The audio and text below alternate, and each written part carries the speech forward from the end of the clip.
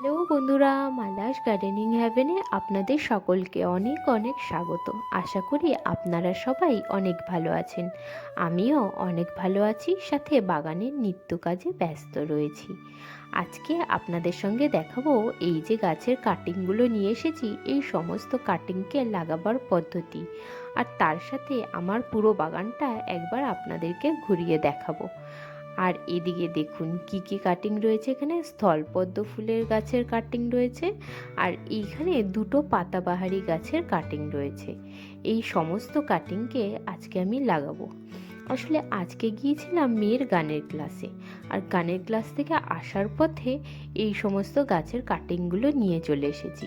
আর cutting থেকে গাছ grow করতে আমি খুবই ভালোবাসি, কারণ যে কোনো গাছ তো নার্সারি থেকে চাইলেই কিনে নিয়ে আসা যায়, কিন্তু কাটিং থেকে গাছ গ্রো করবার মধ্যে একটি আলাদাই আনন্দ ও উত্তেজনা রয়েছে।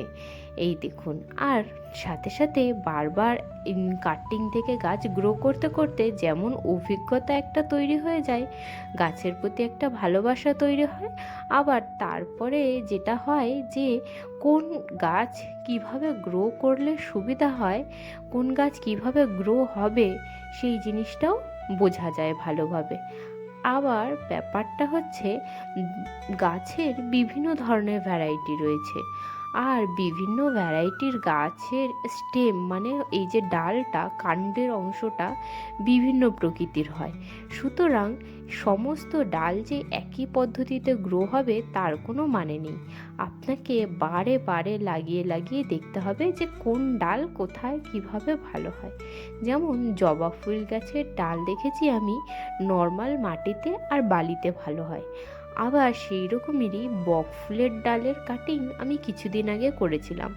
সেই কাটিংটা আমি যখন মাটিতে বসাই তখন তো ভালো হয়নি, কিন্তু বালিতে বসিয়ে সাথে আমরা যেমন সজনে পাতার গাছে যেমন যেভাবে আমরা কাটিং লাগাই, মানে কাটিংয়ের একটা দিক মাটির মধ্যে থাকবে আর আরেকটা দিক যেটা উপরের দিক, সেই জায়গাটা ভালো করে মাটি দিয়ে আটকিয়ে দিয়ে দেখলাম বক ফুল গাছের ডালের কাটিং আমার এখনও বেঁচে রয়েছে।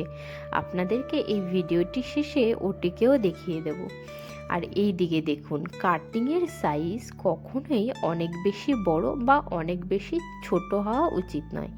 এই দিকে দেখুন, ঠিক 12 সেন্টিমিটার থেকে 15 সেন্টিমিটার লম্বার কাটিং আপনাকে রেডি করতে হবে। যেমন একটা পেন্সিলের সাইজ হয় বা একটা ছোট স্কেলের সাইজ হয়, ঠিক সেই সাইজের আপনাকে কাটিং তৈরি করতে হবে। বেশি বড় কাটিং হলেও শুকিয়ে যেতে পারে বা না, কাটিং বাঁচতে না পারে। আবার এইদিকে খুব যদি ছোট হয়ে যায় তাহলে শিকড় বেরোতেও অসুবিধা হয়। এই যেমন আমি কেটে নিয়েছি, এইভাবেই আপনারা কেটে নেবেন। আজকে যেসব কাটিংগুলো লাগাবো সেই সমস্ত কাটিংয়েরই স্টেম অনেক শক্ত, সুতরাং এদেরকে ভেবেছি বালির মধ্যে গ্রো করব।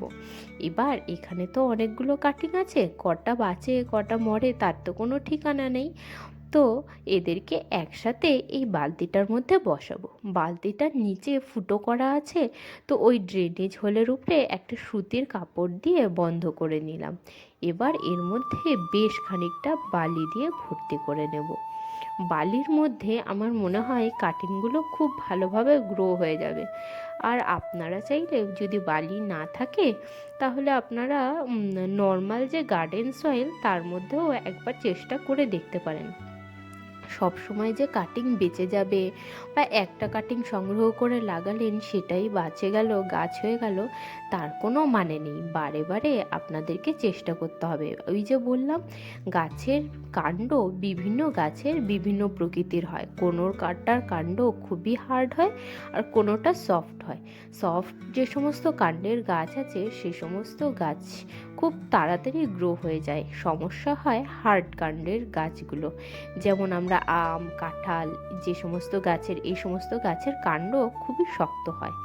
আর যেগুলো ফুলের গাছ যেমন জবা ফুলের গাছ, তারপর গোলাপ ফুলের গাছ, এগুলোর কাণ্ড অনেকখানি সফট হয়, সুতরাং এগুলি কাটিং থেকে খুব সহজে গ্রো হয়ে যায়।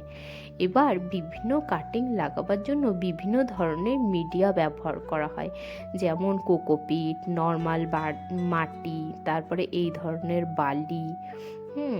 তো কি হয়, বিভিন্ন ধরনের কাটিং বিভিন্ন মিডিয়াতে ভালোভাবে হয়।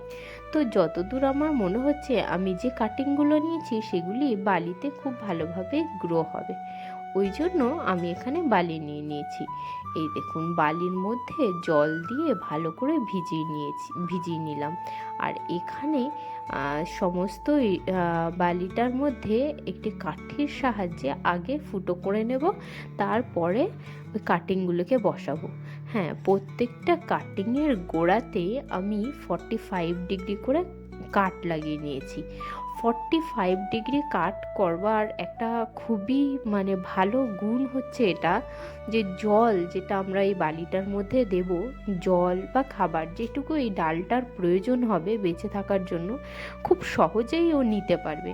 এই 45 ডিগ্রি কাটিংয়ে আমি দেখেছি গাছের যে সমস্ত কাটিংগুলো আমরা লাগাই, সমস্ত কাটিংয়ে 45 ডিগ্রি অ্যাঙ্গেল করে রাখলে খুব সহজে সেটা গ্রো হয়।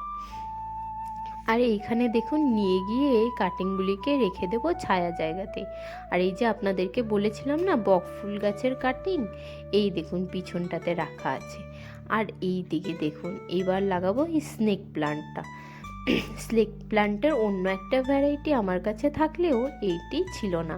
আর এই ভ্যারাইটির স্নেক প্লান্টটা দেখতে খুবই সুন্দর লাগে। তো এটাকে গ্রো করবার জন্য নিচের দিক থেকে আমি 3-4টে পাতা খুলে নেব, কারণ ওই পাতার ভিতরেও ছোট ছোট শিকড় রয়েছে। আর একটুখানি গোড়াতে শিকড় বের হওয়ার জন্য বেশ গাছটি পেয়ে যাবে। সুতরাং এইটাকে এরকম আস্তে আস্তে 3-4টে পাতাকে পুরো খোলা সমেত তুলে নেব। এই দেখুন, এখানে এখানে এই সমস্ত জায়গাতে সব শিকড় ছিল, তুলে নিয়েছি। নিলে এবার স্নেক প্ল্যান্টের এই কাটিংটা রেডি হলো। এবার এর জন্য মিডিয়া তৈরি করব।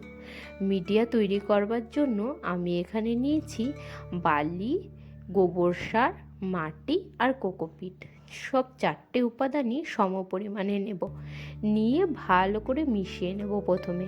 তারপরে এই মিডিয়াটিকে আমি ওই গ্লাসটার মধ্যে এই স্নেক প্লান্টের গাছটা লাগাবো বলে ভেবেছি। সুতরাং ওই গ্লাসের মধ্যে এই মিডিয়াটিকে ভালোভাবে ভরে নেব, নিয়ে গাছটিকে বসাবো। এই দেখুন, যে কোনো মিডিয়াকে খুব ভালোভাবে প্রত্যেকটা পার্টিকেলকে মিশিয়ে নেওয়া জরুরি, তাতে গাছ সম পরিমাণে বায়ু, জল আর খাবার পায়, আর গাছের গ্রোথও খুব ভালো হয়। এই দেখুন, গ্লাসটার মধ্যে ভরে নিয়ে আঙুল দিয়ে একটা ছোট্ট ফুটো করে নিয়েছি। এবার এই গাছটিকে ভালোভাবে বসিয়ে দিয়ে গোড়াটিকে সুন্দর করে চেপে দেব, যাতে গাছটি আর নড়াচড়া না করে। এইভাবে আমি বসিয়ে নেওয়ার পরে এবার এই গাছটিকে একটু জল দিয়ে দেব। এই দেখুন, এই বোতলটার মুখটায় ছিদ্র করে নিয়েছি অনেকগুলো সেফটি পিন দিয়ে। এবার এটা দিয়ে ভালো করে জল দিয়ে নেব। প্রথমবারে জল দেওয়াটা একটু বেশি করে দেব, যাতে পুরোটা মাটি ভিজে যায়। আর এরপর থেকে জল দেব যখন মাটি সম্পূর্ণ শুকিয়ে ড্রাই হয়ে যাবে। এইভাবেই স্নেক প্লান্টে জল দিতে হয়। এবার নিয়ে গিয়ে এটাকে রেখে দিলাম একটু রোদ্দুরযুক্ত জায়গাতে। এই দেখুন, সুন্দর করে রেখে দিয়েছি। এবার চলুন দেখে নিই আমার বাগানটাকে। এইদিকে দরজা থেকে যখনই আমি বাগানে ছাদে আসি, সবার আগেই পড়ে এই কলা গাছটা। কলা গাছের মাত্র একটি চারা নিয়ে এসে আমি বসিয়েছিলাম। তারপরে সেখান থেকেই এখন ওই একই গামলায় 3টে না 4টে কলা গাছ রয়েছে, আবার ছোট ছোট কলা গাছও তৈরি হচ্ছে। আর এই দিকে বেশ কিছু ইনডোর প্লান্ট আর গরমের ফুলের গাছ রয়েছে, এই দেখুন। আর এই দিকে রয়েছে সজনে পাতা গাছ, সবেদা গাছ, তারপরে এই যে সামনে দেখতে পাচ্ছেন এটি হলো কামিনী ফুলের গাছ। আর এই দিকে দেখুন, এই যে পুরো আমার বাগানটা, আমি যেখানে থাকি সেখানে সবাই বলতে গেলে জায়গাটি পুরো শহরের মতো, সমস্ত পাকা বাড়িতে ভরা, আর কোথাও এক ফোঁটাও মাটি নেই। আর তার মধ্যে প্রত্যেকেই কম বেশি ছাদে বাগান করে। এই দেখুন, এই হলো আমার পুরো বাগানটা। আর এই সামনেই দেখতে পাচ্ছেন একটা ছোট্ট জমি আমি বানিয়ে রেখেছি, এখানেই আমি সমস্ত শাকপালার গাছপত্র লাগাই। আর এই দিকটায় দেখুন, এটা একটি পেঁপে গাছ। পেঁপে গাছটায় পেঁপেও এসেছে, বড় হবে আস্তে আস্তে, আপনাদের সাথে অবশ্যই শেয়ার করব। ভিডিওটি যদি ভালো লাগে তবে লাইক, শেয়ার, সাবস্ক্রাইব করে পাশে থাকবেন। আজকের মতন টাটা বন্ধুরা।